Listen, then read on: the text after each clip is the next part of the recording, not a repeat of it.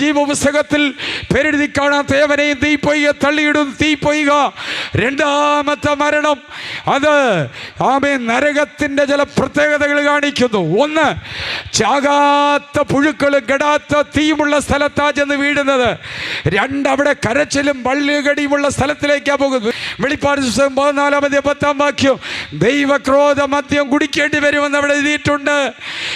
മത്തായി സുവിശേഷം 25:30 പറയുന്നു, കയ്യും കാലും കെട്ടിയിടുന്ന സ്ഥലമാ.